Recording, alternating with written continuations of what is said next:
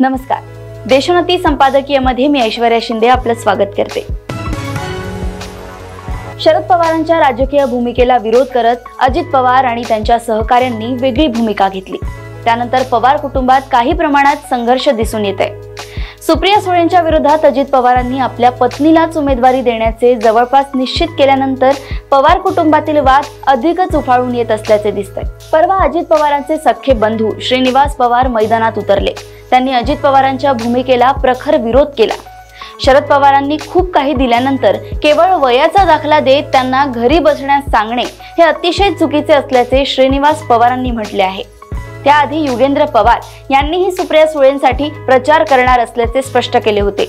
किंबहुना त्यांनी प्रत्यक्ष प्रचारही सुरू केलाय। एकंदरीत सध्या तरी पवार कुटुंबात अजित पवार आणि इतर अशी सरळ फूट पटल्याचे दिसतंय। अजित पवारांच्या अडचणी इथेच संपत नाही, तर विजय शिवतारेंनी जुन्या घटनांचा हवाला देत अजित पवारांना धडा शिकवण्यासाठी बारामतीत उभे राहण्याची घोषणा केली। सध्या शिवतारे शिंदे गटात आहेत, त्यामुळे मुख्यमंत्री एकनाथ शिंदे यांनी शिवतारेंची समजूत घालण्याचा प्रयत्न केला।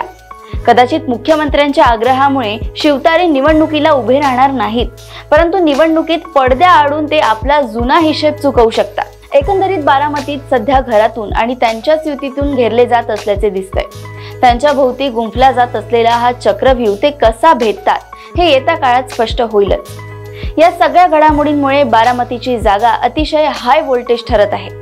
या निवडणुकीत कुणीही विजयी झाले तरी ही एक निवडणूक महाराष्ट्राच्या राजकारणाला मोठे वळण देऊन जाईल यात शंका नाही। अशाच राजकीय घडामोडी व अपडेट सोबत पुन्हा भेटूया देशोन्नती संपादकीयमध्ये। बघत रहा देशोन्नती। नमस्कार।